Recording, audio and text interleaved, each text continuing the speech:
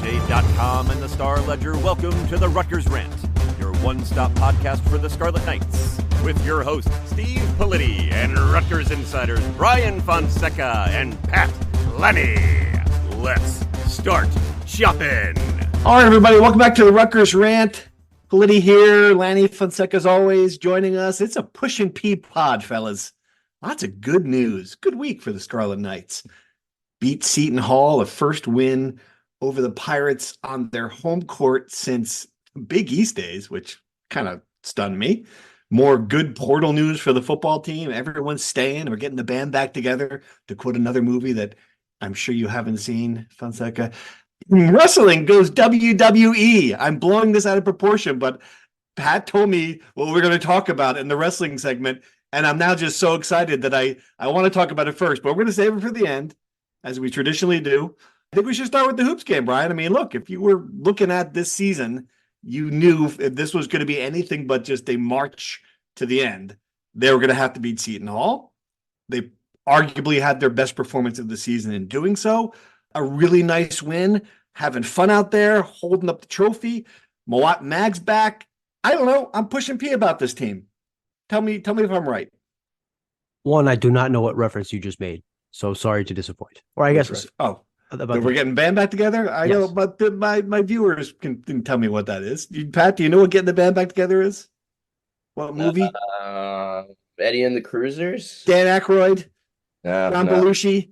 Oh, Blues Brothers. There you go. All right. Thank you. We're getting the band back together. There you go. All right.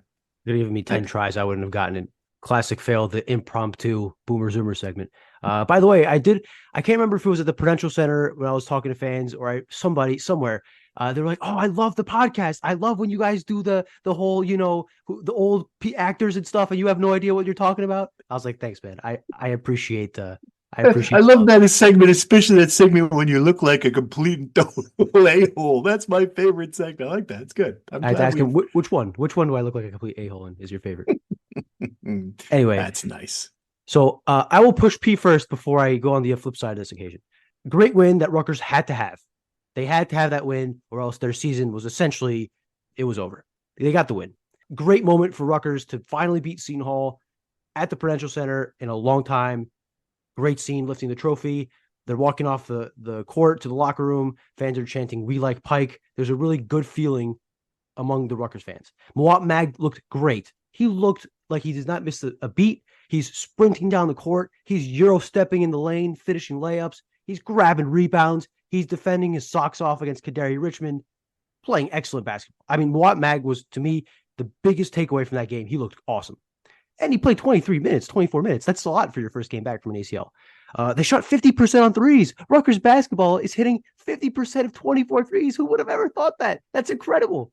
They haven't done that since last year when they hit 61% against Northwestern, and Cam Spencer, the traitor, hit the game winner in Evanston. I'm worried about the butt here, Pat. Are you worried about the butt where this is going? He's still going. I don't want to trouble. Keep going, please. I'm on the positive train. You can't even let me finish. I'm just worried about the butt. That's all I'm going to say. I'm just dying. Okay. Keep the train going. You're dying for me to go negative. Please. Cliff Amore looked awesome. He might be the best rim protector not named Zach Edey in the Big Ten. Awesome. 7 blocks, maybe even more. He had 8 blocks the other day. He has the 4th highest block rate in the country, 3rd most blocks in the country. And his offense looked better. He hit a nice little floater. He got a nice dunk. He looked aggressive. Best game of the season thus far. That's what you need out of Cliff Amore to have a successful season. And it's good to see him bounce back. But there it is. Oh, still, I knew it was coming. It still cut right through it. Man. Okay. But Rutgers shot 12 of 24 on threes. They hit 12 threes, 50%. Seton Hall went 3 of 20. Not good. 3 of 20 on threes. Mm-hmm. Rutgers won by 7. Rutgers won this game. But they were up by 15. Wait. Rutgers gave up. I know we ignore this issue now that they won. Rutgers gave up 18 offensive rebounds on 39 misses. That's 46% of Seton Hall's misses. That issue is still there. Seton Hall scored 19 second chance points, but you kind of shield your eyes because they won. Rutgers went 5 of 19 on layups. That issue is still there. It's still glaringly there. And I think the biggest thing that I have to say that it does take some air out of this, Seton Hall sucks They stink out loud. They are maybe one of the worst teams they'll play all year. They have one good offensive player. They have their two guard is maybe the worst shooter I've ever seen. He took 15 threes. He went 3 of 15. How do you let a guy shoot 15 threes? Because no one else is better. It's insane. Anyway, my point is, like, I know we felt like this stretch would be a proving ground for Rutgers. They're playing good competition. How will they stack up? I think Seton Hall is a peg below Wake Forest and Illinois and Princeton. I know Princeton lost for the first time Sunday, but I think those three teams are a peg or two above Seton Hall. Get a better view against Mississippi State. If Rutgers can parlay this into a win over Mississippi State, I will start believing in the season turning around. But I'm not ready to say that we're going to go to March Madness just yet. Pat, do you want to bring it back to the push and pee, or do you agree with him here? I just can't get over the fact that butt was just over the top. I mean, they won at Seton Hall for the first time since they were in the Big East. They played great.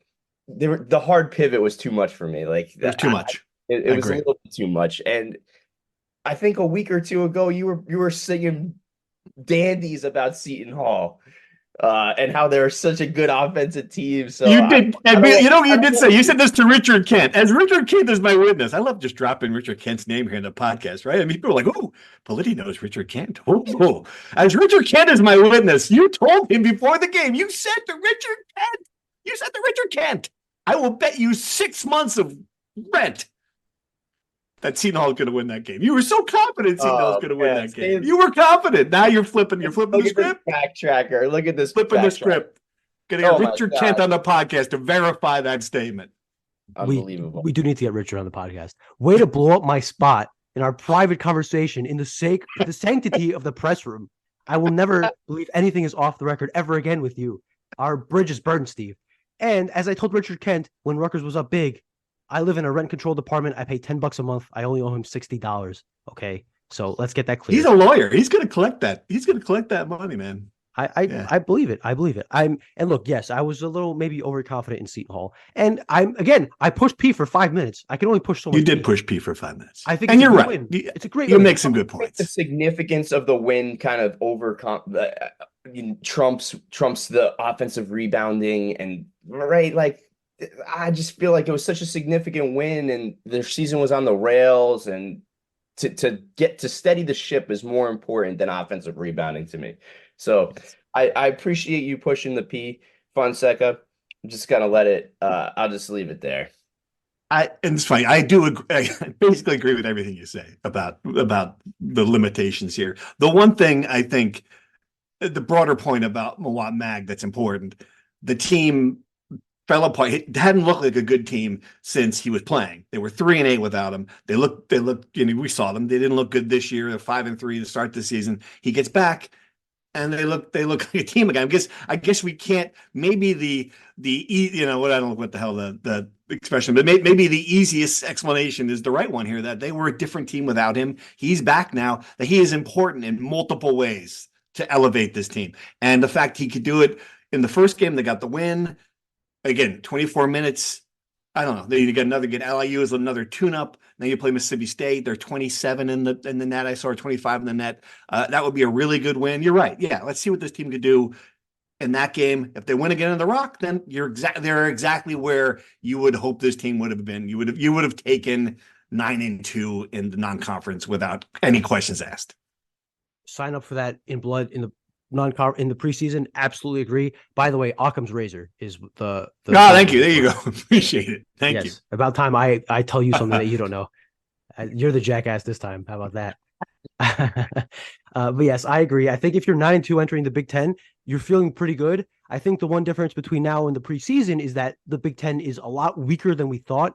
Michigan State, who everyone, and including myself, thought would challenge Purdue for the Big Ten title, is 4-5. They just lost to Nebraska. Wow. Shout out the Cornhuskers. Fred Hoiberg. It took him about 2 centuries, but he finally has that program in the right direction. Michigan is in a bunch of turmoil. Juwan Howard apparently yelling at his assistants in practice, despite the fact he just had open heart surgery. Literally everyone but Purdue is not good. That means that the list of quality wins is not as high as it usually is. And I'm not sure Rutgers can have another February where they beat 4 straight ranked teams and emerge from the dead the way they did 2 years ago. But again, If you enter the Big Ten 9-2, you give yourself a chance. And Rutgers is 1 win away from doing that. So yeah, I guess I'm just changing. I thought that they looked like against Wake Forest, they look like they're going to be a 500 team. Now at least there's hope. I saw something there. I saw flashes there where, all right, this team could at least be in the conversation in February, March. We haven't talked about Jermichael Davis yet, Pat. I mean, this is, a great, just a smart move by Steve Pikiell to insert him in the starting lineup. I thought he provided the spark, especially after the way this team went down so early against Wake Forest. Here's a guy with some speed, some energy, some, just, again, an unpolished player. And I can't get over this. I'm still looking at this team in the context of what are the pieces going to fit around Dylan Harper and Ace Bailey? And here's a big one, right? I mean, this is still the season before the season. I just think it can be better than we probably thought last week. Sure. And you absolutely hit the nail on the head right there when you're talking about avoiding the slow starts that have plagued this team. The wire-to-wire win against Seton Hall was very impressive. The way they came out, they needed that spark from Jermichael Davis. It was great. Yeah, 100% agree on all that. And you're right. When you look at next year, there's still a lot of things to figure out, of course, and everyone's going to be excited about it, but you can see flashes and put that imagination to work. And I guess buy your Final Four ticket, as Fonseca reported the other day, because it's on. I'm going to be using this expression a lot. As God and Richard Kent are my witnesses. I'm going to be using that one a lot. All right. Can we want to talk football? You got more basketball thoughts here? You look like you're going to say something, Brian. Go ahead. Really quick. Yes. Jermichael Davis, impressive, good sign. He'll be a role player next year with his best buddy, Ace Bailey. Gavin Griffiths knocking down 3 threes. Yes. Really good sign. That was one of his better games. That is a guy that if he could play that role next year as the third scoring option, that's a really, really dangerous guy to have that could shoot well from 3, that can attack the rim, could score mid-range. If that guy could continue to make this improvement, watch out. And at Pat's point, I did walk around the Prudential Center before the game, talked to about a handful of Rutgers fans, wrote that story this morning. You guys can read it. But one guy told me he already booked his Final Four plane ticket and his tickets, and he's excited for that. He didn't really even care about the result of the game. Who cares if we lose today? He said, we're going to the Final Four next year. And Really? one kid told me he saw Dylan Harper committed. He was looking at his phone while driving, which I told him not to do. And he thinks he blew a red light as he did it. And he's driving home. He lives in Toms River. He lives across the street from a Seton Hall fan. And he's lowering his window and he's pointing out his finger and saying, number one, even though they got the number 3 class. So people are very excited. People are, I think fine with the way the season was going until Saturday, because I tried to use this expression on a radio interview I did Friday, and I couldn't get it. I'm pretty sure it's that there's a pot of gold at the end of the rainbow. Yes, that's there's correct. light at the end of the tunnel. Okay, both cliches. You've nailed both of them. Well, it's bad enough to use a cliche. It's worse to not know what the cliche is, because then you look like a bumbling idiot 2 ways. Good job. All right, more pushing P. Let's push some football P here. Put it this way to you. If you were to list the 10 players who I thought Rutgers needed to have back, I think they've pretty much got 9 of them at this point, or 8 of them. Aaron Lewis, Wesley Bailey, Tyreen Powell, Colin Pierce, Kristen Dremel, Brian Felter, and now Mo Toure. I mean, that's huge news. We're in the press room at the Prudential Center. Brian looks like he's just hasn't slept already after the Dylan Harper into this game. He looks like he's working on like 3 hours of sleep in the last 6 days. And then Mo Toure pops it up on Twitter that he's staying. Just another good move. I mean, look, say what you want. The Rutgers is keeping the band together. This is a good development for this team. And then I guess the 9th player, assuming Max Belton would be the other one he's left. The 9th player, Kyle guy, all indications are he is ramped up and ready for the bowl game. I don't see him heading off to the NFL anytime soon. I don't know, Pat. It seems like everything is breaking the Scarlet Knights' way in the portal. Absolutely, yeah. To have these veteran guys back means a lot. And I think when you look at or you hear that everything that Greg Schiano is saying all season long about this is a developmental program and we're here to get guys and fill the pipeline so that at the end of their career they're coming out as grown men. I think that's what you're going to see from a guy like Colin Pierce that his story. It came a guy that was a walk-on, 400 plus pounds, and look where he is. He's going to have a pro career at the end of this. Christian Dremel, another walk-on. Like these guys are the epitome of developmental players that are veterans. They've already produced, and within an extra year, they're going to be legitimate factors on the football field. So it's a great development. And like you said, just waiting on Monungai is really the last big decision out there. We'll see what happens in the next couple of weeks. But like you said, it seems like he's full go for the bowl game. Are there a couple other guys in the secondary too that we might wondering about? The safeties, Flip Dixon, you assume he's coming back. Desmond Igmanosin should be back. I mean, he's definitely still got some years. And then who's the last one I'm forgetting? Longerbeam, who we got? Longerbeam will be back. Shaquan Loyal, yeah.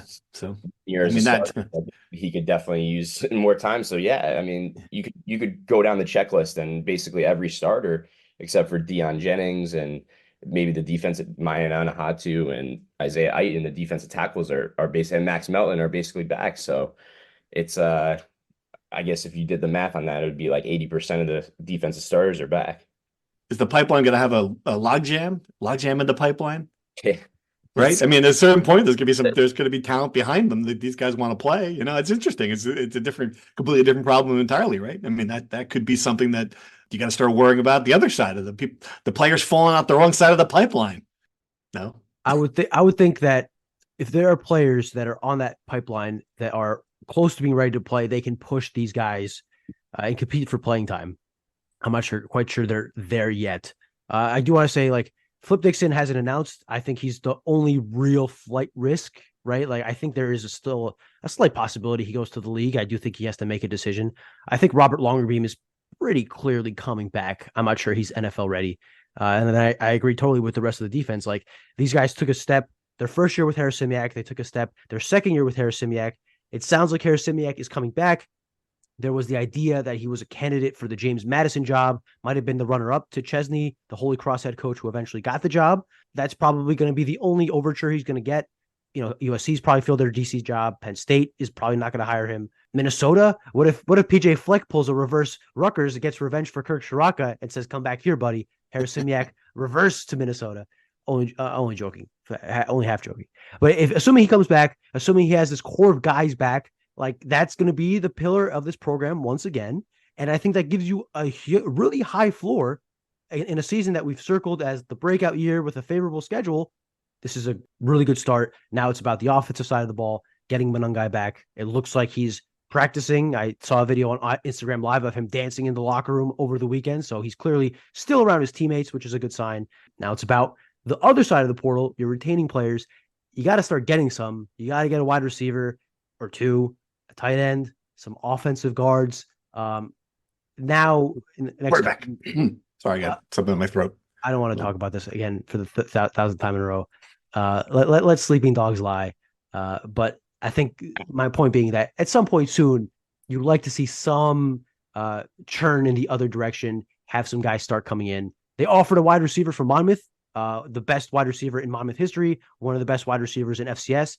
He'd be a nice start, but still 30 days or so in the portal being open, a lot of time to go. I just think people are starting to get antsy and they'd like to see some action. What's the holdup? What do we think, Pat? What is it as simple as that? There's still a lot of time left. There's so many players left.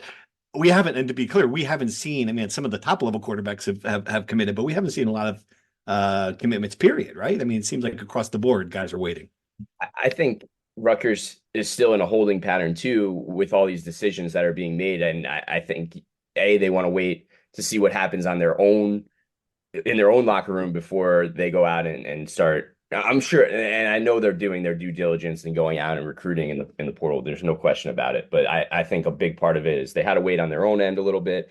They're preparing for the bowl game. It's just a crazy time, like as Shiano has said a couple times. So plus they're, signing day is high school signing day is coming up in a week or two. So it's just there's so much to do. And I think everything's playing out as it should. And think about how many guys Rutgers got late in the portal last season. It wasn't right out the gate. So I think it just takes some time and everything's kind of playing out as it should. So I wouldn't be too concerned there. All right, let's do true false. We only have a few of them, but we'll go through it quickly here. True or false? Cliff Omori's early season struggles were overblown. We talked about it a lot in the show. Brian, what do you think? Were we overly critical? True or false? I'll go false. Though I will say good signs from what I saw him Saturday. Pat, true or false? Yeah, I agree. I think it was false. I think he was struggling. It's simple to point out.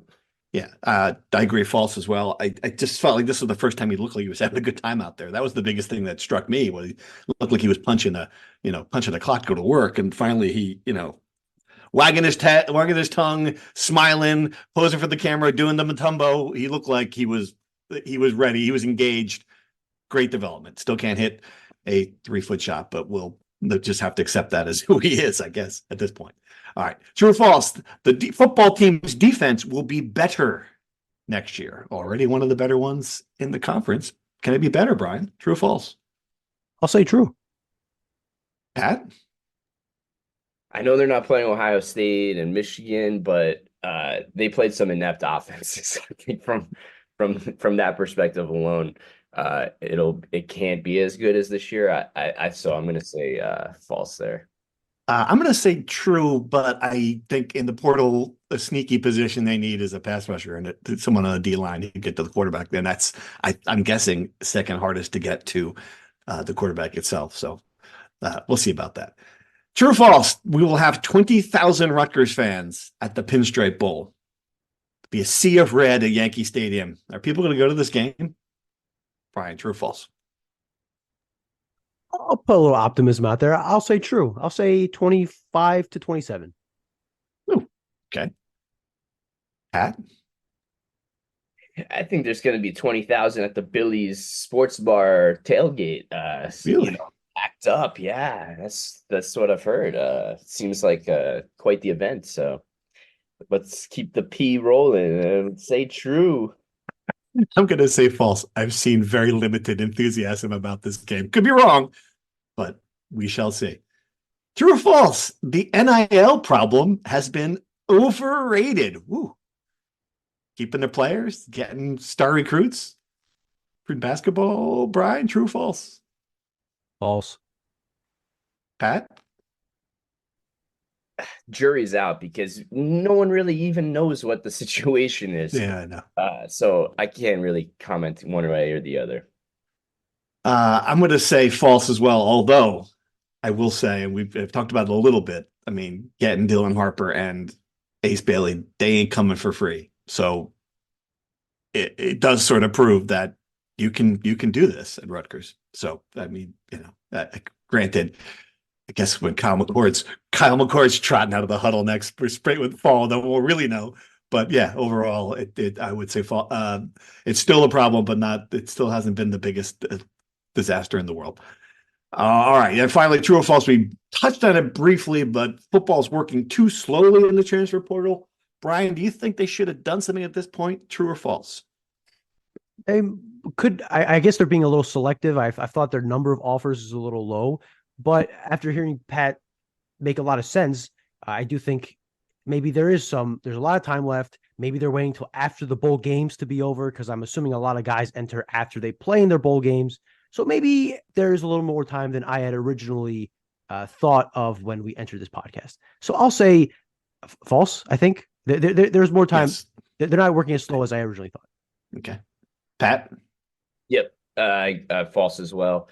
I think there's plenty of time, and history shows that Rutgers is a tail end of the portal team. So I think false. I'm going to say false too. Again, and this is something you've got no reason not to trust Greg Schiano on this. I mean, he's keeping the players he needs. The players he has added in the past, like Flip Dixon, have been really good. You've got to think that they seem to have it worked out to some level, at least to a level where they can get guys where they don't have to, shell over the big bucks. All right. Good job on true or false. Let's dive into some insider questions. We didn't have a lot. I think when things are going well, you guys don't ask as many questions. Is that possible? When the P is pushing, the Q's are down? P and Q? All right. So this is when we talked about a little bit of basketball. Do you really think having Mag in the lineup means as much as it seems? The difference is amazing. The numbers speak to it. The team fell apart without him. The team wasn't good, didn't look good early in the season without him. He's back. I think it's a little overblown. But remember, Brian, I mean, he had this game. He impacted this game without scoring, right? His shot still wasn't there. He had one layup. He was good defensively. He had 8 rebounds. I think he's just a long guy. He fills some space in the lane, defends well, smart, veteran player. Yeah, they needed him out there without question. Absolutely. He's their best defender by far. He's their most the versatile defender by far. I think he gives Steve Pikiell a lot more options to work with on that end. He is sneaky good offensively, sneaky efficient. You saw the Euro step. He's sneaky athletic in transition as well. He gets rebounds, again, very important. That was a huge issue and still is kind of an issue, but I digress. But he helps a lot in that area. I think everything, the emotional thing that you can't really quantify of seeing that guy back out on the court. I think even you asked Cliff after the game and his reaction was just so happy to see his roommate, his close friend back out on the court. I think it all adds up. And I think people around the program were aware of his hesitancy to get on the court, kind of like still nursing his way back mentally and physically. So to see him make a bit of a sacrifice for the team, and I don't know if he's back earlier than he wanted to. I'm not saying that. I'm just saying clearly he was a little hesitant to get back on the court. Him doing that gives a big jolt. And I think this team clearly is better when Mawot Mag is on the court. Absolutely. I don't think there's any question about that. And it also helps them rotationally. You saw finally that Steve Pikiell wasn't just throwing darts. I mean, he had a guy, they looked like they were roles forming. You had a guy like Wolflord playing 9 minutes, which was more of what he should be playing. Palmquist, 9 minutes. A little surprising, and this is interesting. We didn't talk about this, but Derek Simpson, 15 minutes in a reserve role, while Jermichael Davis played 32. Kind of interesting, Brian, or are we reading too much into one game? I was surprised to see how little he played. Did not seem like he made a big impact when he was on the court. Struggled a little bit. I do think Jermichael Davis starting and taking a bit of a bigger role in that game diminished Simpson's role. I don't think Simpson's impact is, I think he has a chance of still making an impact going forward. I don't think this means he'll become the 9th or 10th guy in the rotation. I just think maybe they thought Jermichael Davis was a better fit for this game. Maybe Derek Simpson's going to be more of a guy that when they need a guy to attack the basket and open up a defense, he'll be more useful. I do think that he's had a bit of an up and down start to the season. I think they could see a little bit more consistency out of him. I don't think his impact on the season is done just yet. All right. Jeff in Essex Fells asking about the Rutgers Seton Hall rivalry.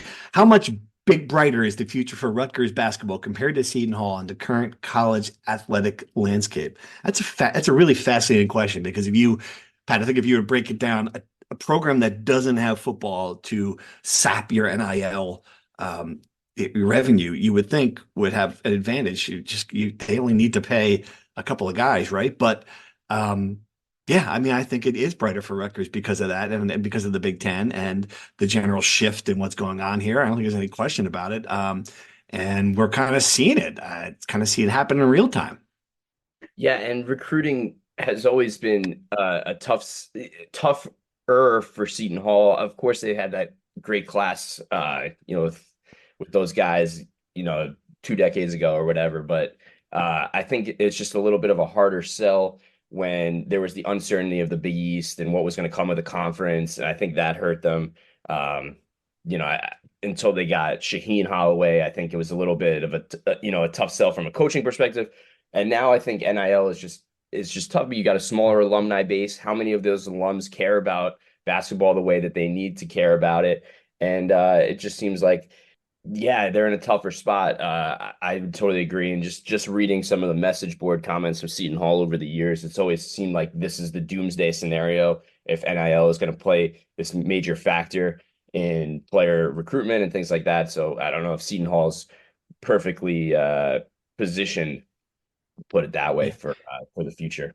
It's funny, Brian, because I don't know what happens in the world with Charlie Baker's proposal, where we've gone to a professional model and 40 or 50 or whatever the number is, schools that are going to buy into this and spend big and pay players.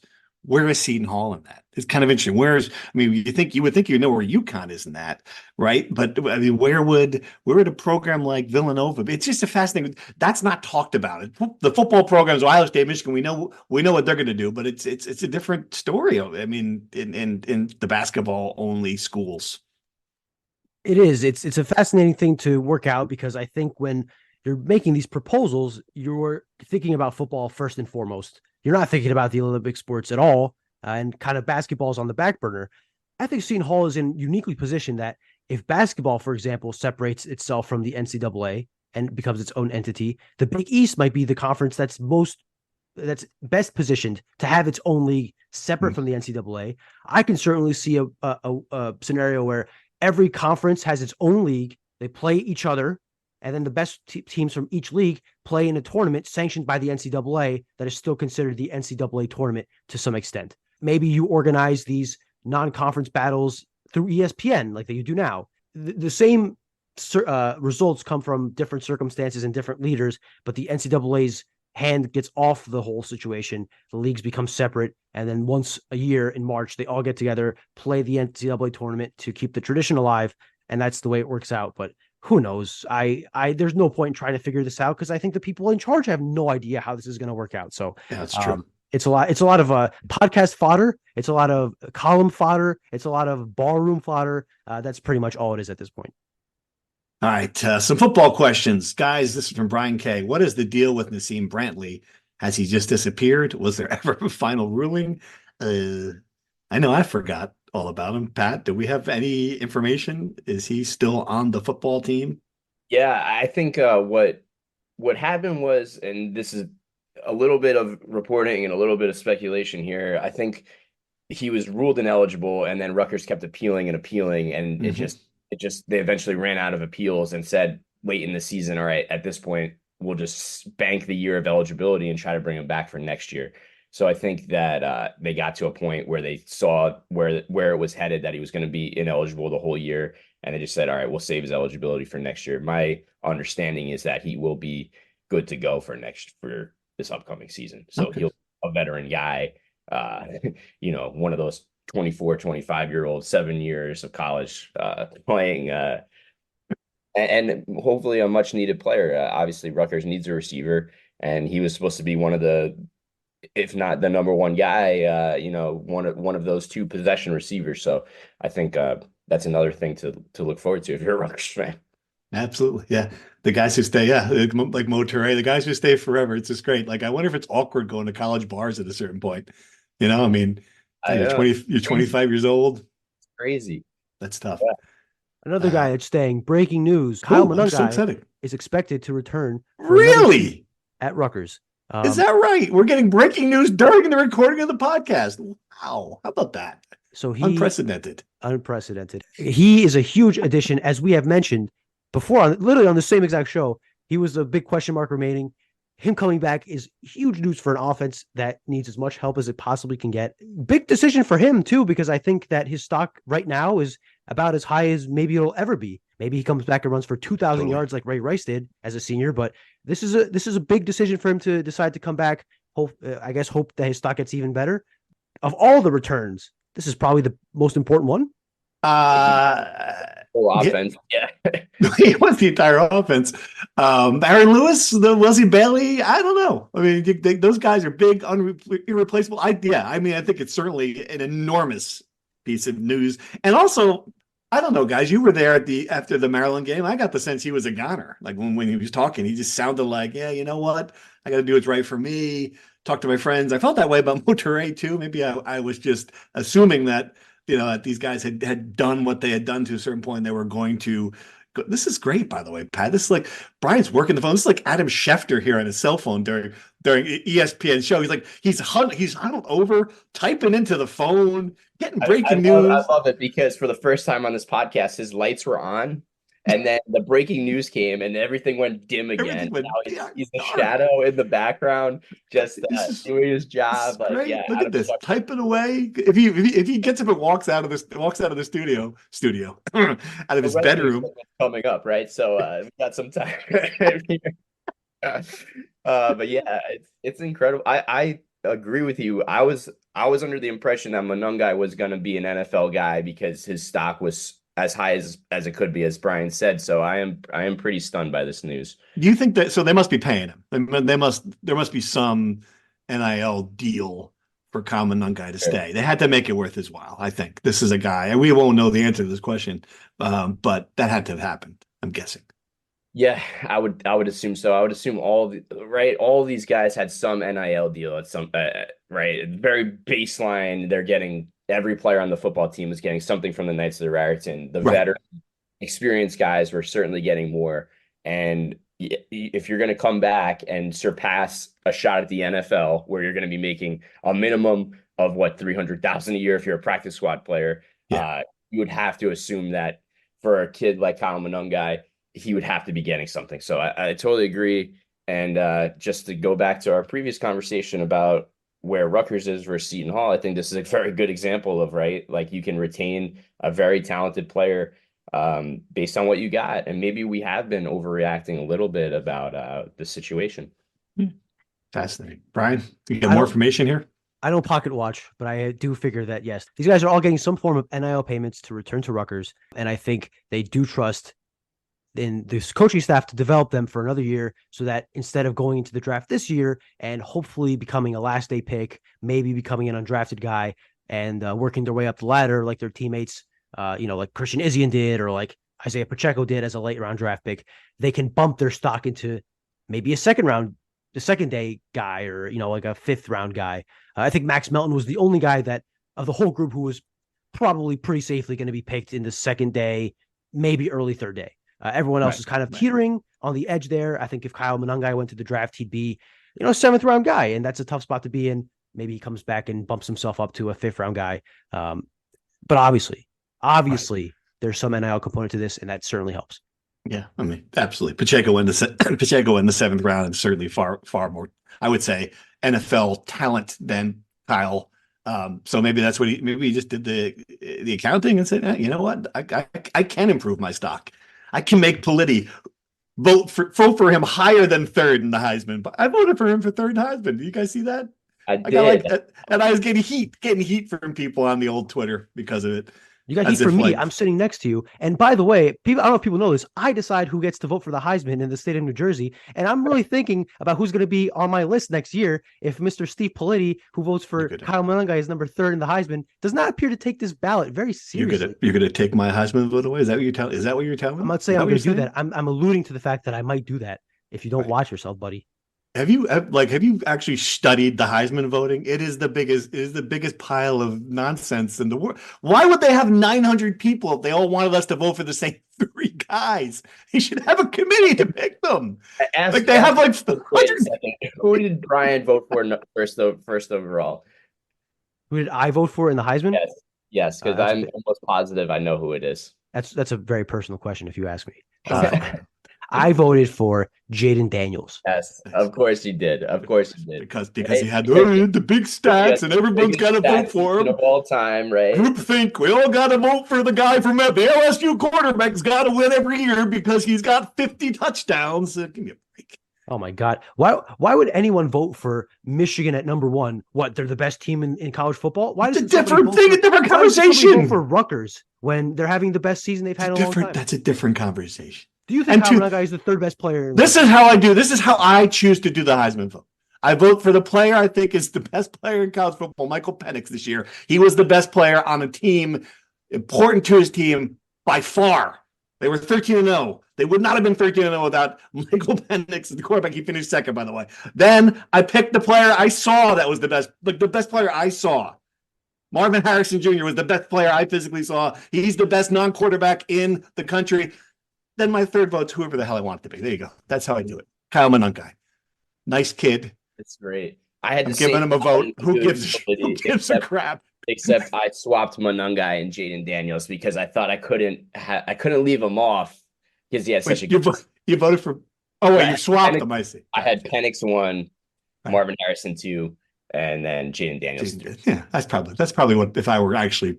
Yeah, that's what I would have done. Totally. Jaden Daniels had one of the best quarterback seasons in. Is it his fault? His defense is doo-doo?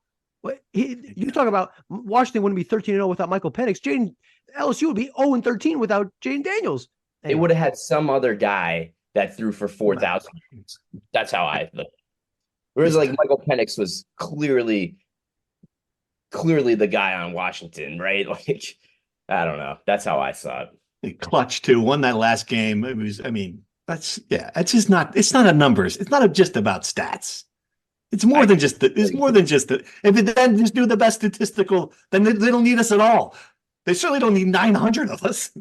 Take my vote away. Go ahead. Take my vote away. I dare you to take my vote away. Dare you. Do it. I need as many voters as I possibly can. So luckily for you, you will not be off the ballot. But I agree with you. The sample size is really, really large. There are people that vote for the Heisman that I shake my head at. Not on my list, obviously, but on some other people's lists. Well, clearly shaking your head right now at your own list.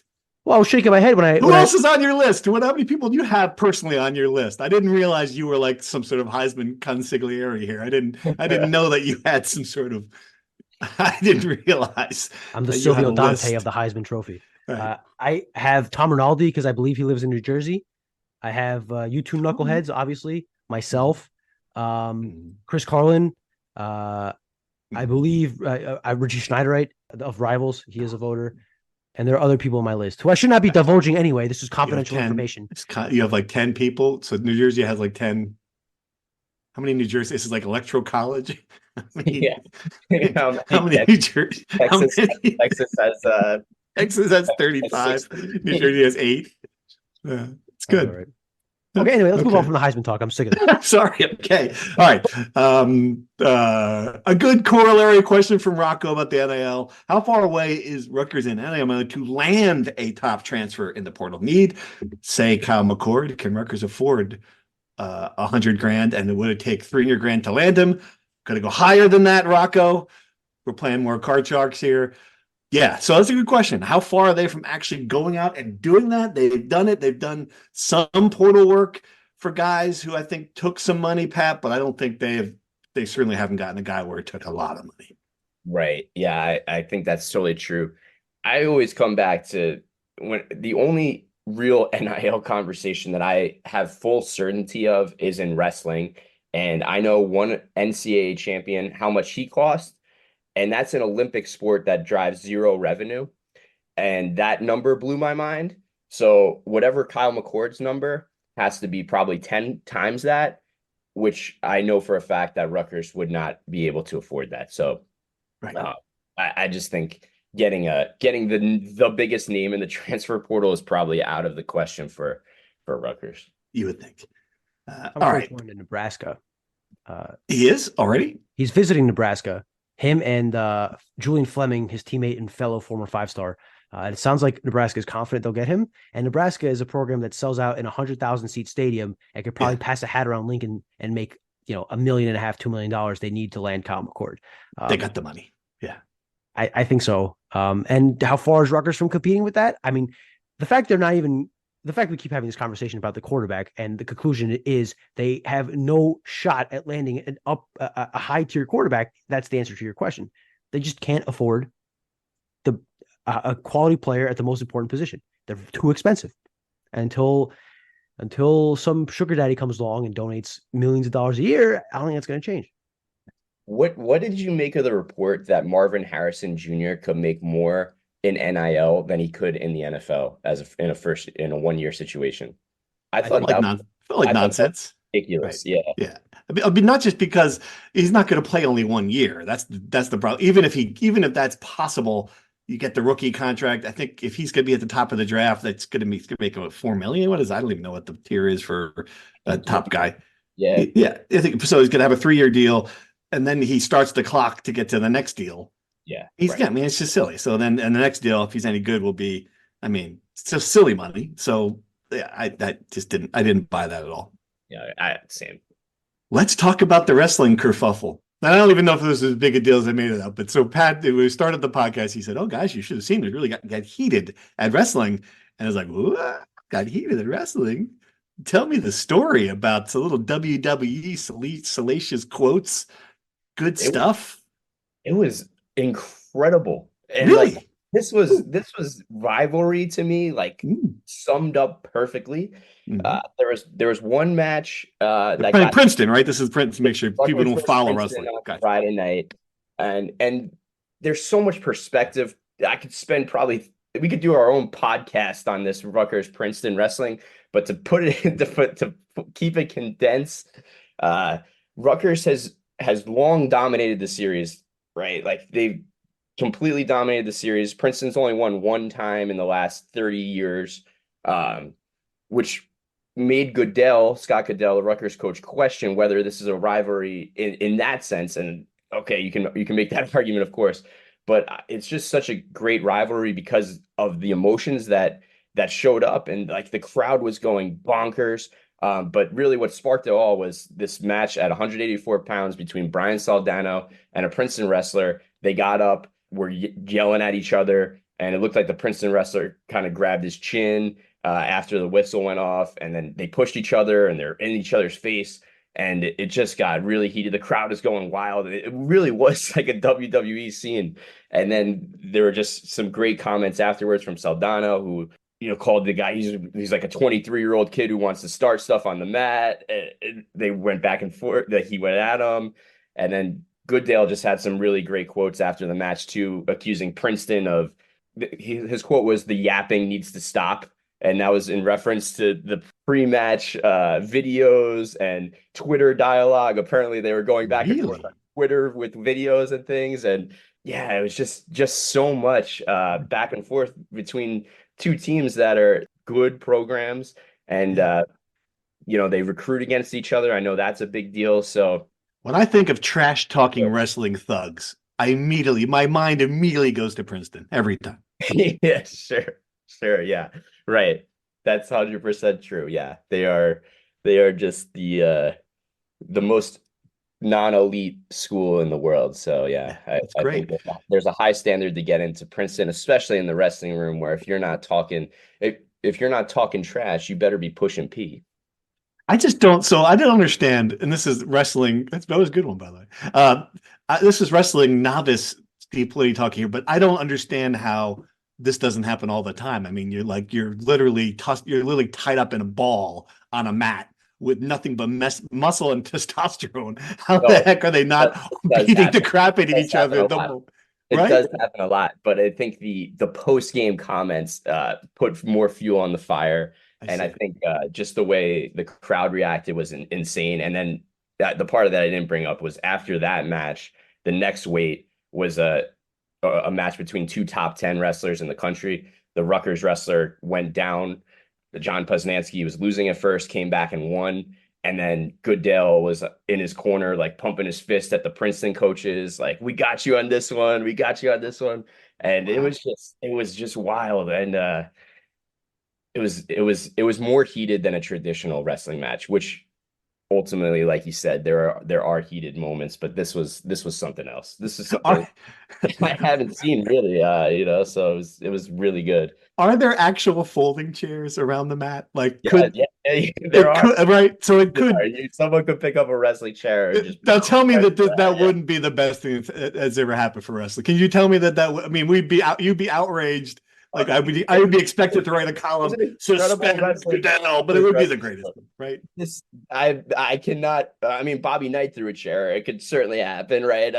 I mean, but this is one of the funniest wrestling stories that I keep coming back to. I was telling our photographer this story the night of the Princeton match. Last year, Rutgers wrestled Michigan State, and in football they have the challenge flag. You throw it to the refs to challenge the play. In wrestling, they have a brick. And it's like a foam brick. Yes, I love the brick. And a Michigan State coach last year threw the brick and it hit the ref in the head. And Michigan State got deducted a point and the team score for misconduct for hitting the referee with the brick. And seems fair. It ended up tying the match, and then Rutgers won because of the point deduction. Like it was just complete bonanza. So yeah, I've never seen someone get hit with a chair, but I have seen a brick get thrown at somebody's head. They should totally use real bricks, by the way. Wouldn't that be great? I mean, this foam, come on, just go all in here on this. It was a brick. A little soft from the ref. Oh, you get hit in the head with a little foam Totally. brick. You gotta cost. Let the kids wrestle, man. Come It's on. Nerf. It's freaking Nerf, Crown. We're kind of The Teddy Valentine of the wrestling world. That's awesome. So they won both. They won two meets. They're looking pretty good. They're rolling. They rolled past Buffalo on Sunday. So yeah, this is a really good Rutgers wrestling team. They're ranked number 13. They should be moving up in the poll. They're on a little break until after the new year, but it'll be an exciting year in the Big Ten. I think there's some really winnable matches against classic teams like Minnesota. So there's a lot to look forward to, and we'll be following once this bowl game wraps up. All right. Brian, before we sign off, do you have any other breaking news? Your head is down again. I'm like thinking there might be some other major development. Or are you just like ordering lunch? I was figuring out what I'm gonna have for lunch. Any suggestions? Yeah. I usually go with pizza, but I've had enough pizza to last a lifetime. Gotcha. What should I have? Sandwich. That's your go-to. That's your version of pizza. You have a sandwich every time I call you around 11 o'clock. You're like, oh, I'm at the deli having a sandwich. What's up with that? I live in New Jersey, man. What are you talking about? I'm in Tommy Cutlet's area. Dude, do you have any good sandwiches I get around here? Come on. It's all good. All right. Now let's sign off. When are we going to do this again? We're going to come back before the bowl, certainly to preview Rutgers Miami over the holidays. Sometime next week, because the Monday before the bowl game is Christmas, and I don't want to see your mugs. We're not doing that, certainly.